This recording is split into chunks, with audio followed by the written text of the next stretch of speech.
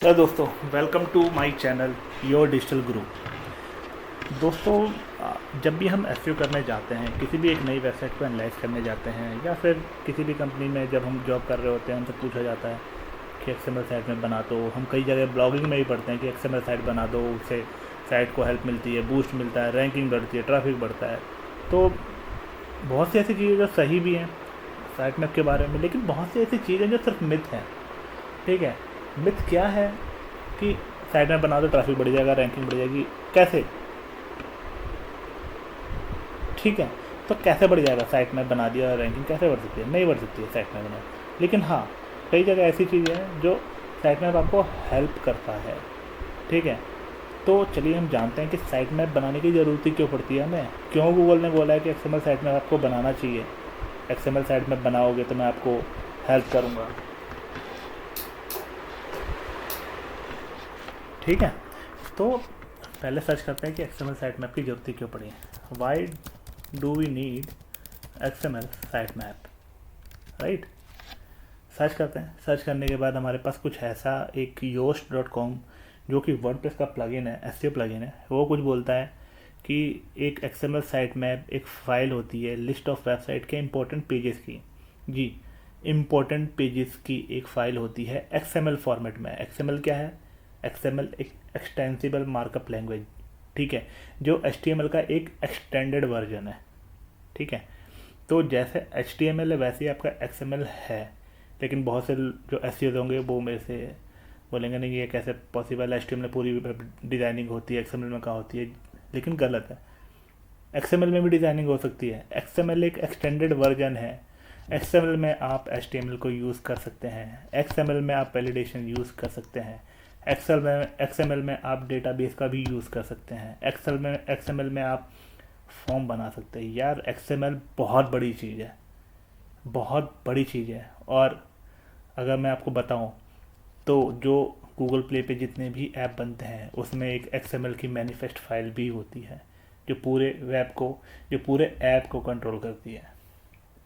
तो कहने का मतलब यह है कि एक्सएमएल बहुत बड़ी चीज़ है। ठीक है, बहुत बड़ी चीज़ है। बट एसईओ में कितनी बड़ी चीज़ है वो आज जान लेते हैं हम लोग।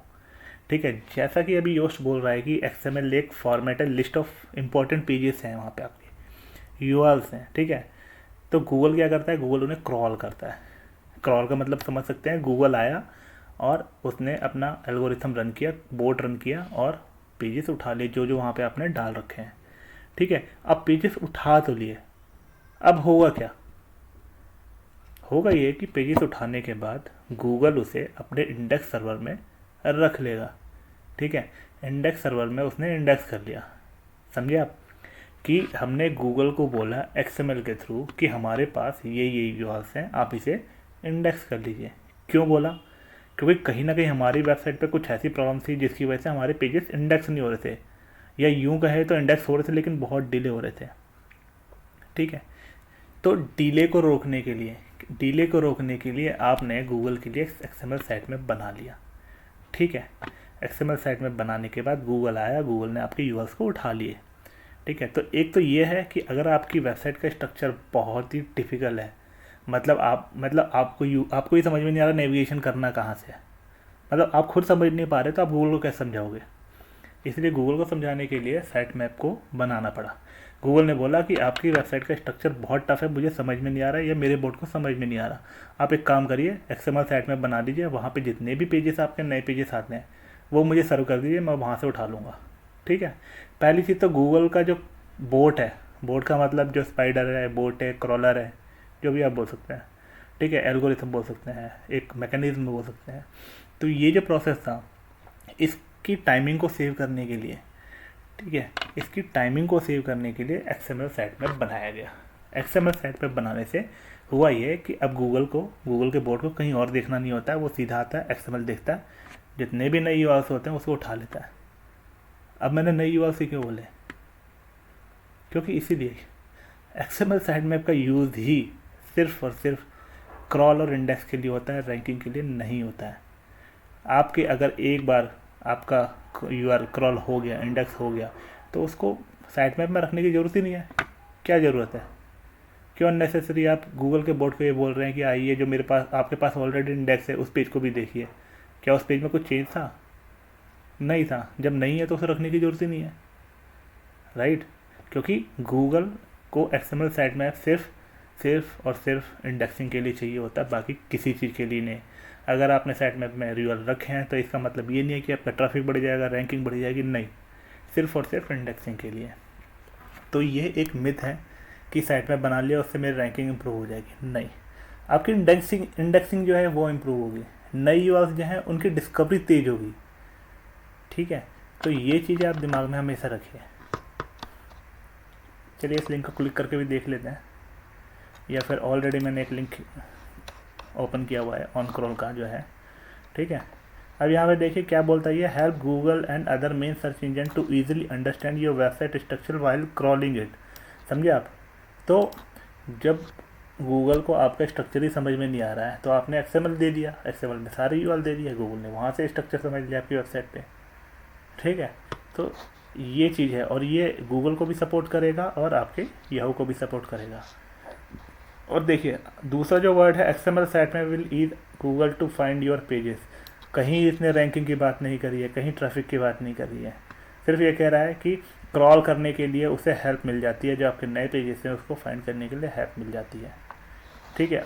दूसरी लाइन देखें, inform search engine about the pages and their site that are available for crawling. समझ गए? अब तो समझ गए होंगे, ठीक है? और जो एक और मिथ है कि अगर साइट मैप नहीं बनाया तो गूगल हमें प्रायोरिटी देगा, पेनलाइज कर देगा, ऐसा भी कुछ नहीं है। तो यहाँ पे ये बता रहा है while having no XML site map is not penalize. अगर साइट मैप नहीं है तो पेनलाइज नहीं होंगे, लेकिन हाँ आपकी जो क्रॉलिंग है वो कहीं ना कहीं सफ़र करेगी, डिले हो सकती है, नहीं क्रॉल हो सकते हैं। जैसा कि वर्डप्रेस में मोस्टली ये देखा गया है कि वर्डप्रेस का जो स्ट्रक्चर है वो बहुत टफ होता है, ठीक है? तो वहाँ पे क्या होता है कि वहाँ पे गूगल को बहुत ज़्यादा प्रॉब्लम होती है, इसलिए वो एक रिकमेंडेड है, रिक्वायर्ड नहीं है, ठीक है? अगर आप रिकमेंडेड को फॉलो करेंगे, एक्सटर्नल साइट में बना देते हैं तो बहुत अच्छा है, क्योंकि आपका क्रॉल बजट बच जाएगा, क्योंकि आपको पता है स्पाइडर या बॉट के पास एक मिली सेकेंड्स होते हैं आपकी पूरी वेबसाइट को क्रॉल करने के लिए, ठीक है?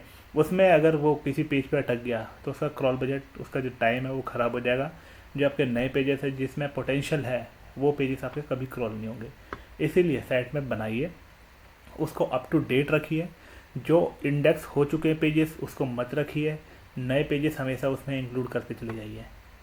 उसका भी एक एग्जांपल देता हूँ। एक्सएमएल साइट मैप आप बनाते हैं, ठीक है? अगर न्यूज़ की बात की जाए तो न्यूज़ में एक न्यूज़ एक्सएमएल साइट मैप होता है जो कि रियल टाइम पे अपडेट होता है, और गूगल बोलता भी है कि 24 से 48 घंटे के इसमें आपके आर्टिकल्स होने चाहिए, मतलब यूआरएल्स होने चाहिए, ठीक है? क्यों बोलता है? क्योंकि उसे पता है कि 24 से 48 घंटे में ही मैक्सिमम पब्लिश होगी, ठीक है? 250-300 आर्टिकल जो आपने पब्लिश किया 24 से 48 घंटे में, सिर्फ उसको प्रायोरिटी होगी, सिर्फ उसी को वो क्रॉल करेगा, इंडेक्स करेगा। अगर आपने उसमें 2 महीने पुराने वाले पेजेस पे डाल दिए तो क्या होगा समझिए? तो आपके जो नए पेजेस हैं उसको प्रायोरिटी तो मिलेगी नहीं, वो तो पुराने पेजेस पे रह जाएगा, उन्हीं को रिफ़्रेश करने के चक्कर में रहेगा कि हाँ इसमें आओ कुछ ढूंढते हैं, आओ कुछ ढूंढते हैं, आओ कुछ ढूंढते हैं, लेकिन उसे ढूंढने में कुछ मिल नहीं रहा, क्योंकि उसमें से 1% भी यूआरएल ऐसे नहीं है जो बार बार अपडेट हो रहे हो, ठीक है? तो ऐसे पेजेस को आप रखिए जो आपके नए पेजेस हैं, जिसको क्रॉल करने में हेल्प मिले, ठीक है? तो ये थी साइट मैप के बारे में, ठीक है? आगे बढ़ के देखते हैं तो और क्या क्या साइट मैप के बारे में लिखा हुआ है। You have website with complicated structure और मैनी इंटरनल लिंक्स। समझ गए? Your site is a new one और if you have just a few external link. समझ गए? Your site is consistent and have archive content. ये भी आप समझ गए, ठीक है? Your has a dynamic pages. Dynamic pages हैं जैसे ई कॉमर्स में होते हैं, प्रोडक्ट के पेजेस होते हैं, उसके लिए भी आप साइट मैप बना सकते हैं। मतलब हर जगह यही बोला हुआ है, कहीं भी इसने रैंकिंग की बात नहीं करी है, ठीक है? आइए इसके बेनिफिट के बारे में जानते हैं। बेनिफिट के बारे में ऑन क्रॉल क्या बोलता है। List of all URL from your site and this include pages that would not have been foundable by search engine. समझ गया ना? सर्च इंजन जिसको ढूंढ नहीं पा रहा है, इसलिए आपने एक्सएमएल साइट में बना लिया, राइट? दूसरा पढ़ते हैं, give engine page priority and thus crawl priority. You can add a tag on your XML site map saying which pages are most important. ठीक है, जैसा कि आप जब साइट मैप बनाते हैं तो आप उसमें प्रायोरिटी भी सेट करते हैं, मॉडिफाइड डेट डाल देते हैं, ठीक है, ताकि जो आपके पेजेस हैं उसको उसकी इंपॉर्टेंस गूगल को समझ में आए, ठीक है। जनरली जो आप प्रायोरिटी सेट करते हैं, जो हाईएस्ट प्रायोरिटी होती है वो 1.0 होती है और जो लोवेस्ट होती है 0.1 होती है। ठीक है, अगर आपने 1 रखा है तो डैट मीन्स की हाई प्रायोरिटी है, गूगल उसको जल्दी देखेगा। ठीक है, अगर लो रखी है तो गूगल उसे लास्ट में कंसीडर करेगा या नहीं भी कंसीडर कर सकता है। ठीक है, तो जब भी आपके जो मोस्ट इंपॉर्टेंट पेजेस हैं, अब सारे आपके मोस्ट इंपॉर्टेंट पेजेस हैं, लेकिन उसमें से कुछ ऐसे कोई एक सिंगल ऐसा पेज होगा जिसकी प्रायोरिटी सबसे हाई होगी। ठीक है, सारे के सारे तो हाई हो नहीं सकते, लेकिन कुछ ऐसे पेजेस होंगे, एक सिंगल पेजेस होगा जिसकी प्रायोरिटी हाई होगी। क्योंकि अगर आपने सबको ही 1 कर दिया तो गूगल सबको ही 1 प्रायोरिटी मानेगा और कहीं पे भी आपको कोई बेनिफिट होने वाला नहीं है। गूगल अटक के रह जाएगा आपके साइट मैप में ही और बाकी चीज़ों को नहीं देखेगा। इसीलिए प्रायोरिटी जो भी है आप बिल्कुल तरीके से मैनेज करिए। और मेरा रिकमेंडेशन ये है कि आपका जो होम पेज है वही आपकी 1.0 की प्रायोरिटी होनी चाहिए। अदर जो आपके कैटेगरी पेजेस हैं उनको हमेशा आप 0.8 0.9 पे कैटेगरी में रखें, और जो आर्टिकल पेजेस हैं उनको भी आप 8-9 में रख सकते हैं। ठीक है, तो कहने का मतलब ये है, इस तरीके से आप कैटेगराइज करिए अपने साइट मैप को प्रायोरिटी के अकॉर्डिंग, ताकि गूगल को हेल्प मिले, गूगल कंफ्यूज नहीं हो। गूगल जहाँ कंफ्यूज हुआ वहाँ पे आपका ट्रैफिक भी गया, आपका कीवर्ड भी गया, आपकी इंडेक्सिंग भी डिले हो गई। ठीक है, तो ये चीज़ है। आगे देखें, आगे क्या बोलता है, give temporal information, you can also include 2 other optional tag that will pass extra data to search engine to help them crawl on your website. The first one is last modification. Last mode जो है आप वो भी डाल सकते हैं, लेकिन ये ऑप्शनल टैग है। ठीक है, then when a page last change, तो ये कहता है कि लास्ट मॉडिफिकेशन आप डाल सकते हो अगर उस पेज पे कोई चेंजेस हुआ है। ठीक है, ये लेकिन ऑप्शनल टैग है जो कि इस आर्टिकल में नहीं बताया गया, लेकिन मैं बता दूँ ये एक ऑप्शनल टैग है। ठीक है, the second one is change frequency, tell how often a page is like to change. Frequency क्या है उस पेज की चेंज होने की, आवरली है, डेली है, वीकली है, मंथली है, ईयरली है। जी हाँ, ये कैटेगराइजेशन है फ्रीक्वेंसी की। अगर आपको लगता है कि आपका पेज हर घंटे चेंज हो रहा है तो उसको आप डेली कर दीजिए। आपको लगता है कि साल में एक बार होता है, ईयरली कर दीजिए। वीक में एक बार होता है, वीकली कर दीजिए। कहने का मतलब ये है कि आपके पास एक्सएमएल में इतने सारे ऑप्शंस होते हैं जिसकी वजह से आप गूगल को बता सकते हो। अगर आप एग्जिस्टिंग पेज रख रहे हो तो जो ऑलरेडी इंडेक्स हो चुके हैं उन्हें आप रखना चाहते हो तो उनको किस तरीके से बताया जाए, इस तरीके से बताया जाए। बट ये एडिशनल है, ऑप्शनल टैग्स हैं, कभी काम करेंगे कभी काम नहीं करेंगे। ठीक है, क्योंकि आपको पता है कि एक्सएमएल जितना आप सिंपल रखो उतना अच्छा है, क्योंकि एक्सएमएल का सिर्फ और सिर्फ यूज़ होता है इंडेक्सिंग के लिए, बाकी चीज़ों के लिए नहीं। और ये मतलब प्रूवन टेक्नोलॉजी है जो मैंने यूज़ किया हुआ है, जो मैं आपको बता रहा हूँ, ये सारी प्रैक्टिकली चीज़ें कर चुका हूँ मैं। ठीक है, लास्ट में आते हैं तो बोलता है give you information back from Google web master center, you can access Google bot activity for instance.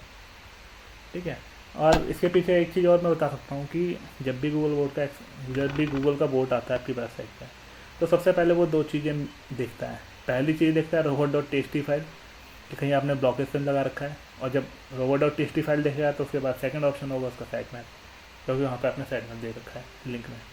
तो साइट मैप की क्लैरिटी आपको मैंने कर दी है। अगर आपको साइट मैप रखना है तो क्लीन एंड क्लियर रखिए, हमेशा नई यूआरएल को इंक्लूड करिए साइट मैप में। अगर आपको एग्जिस्टिंग यूआरएल को भी रखना है तो लिमिटेड रखिए।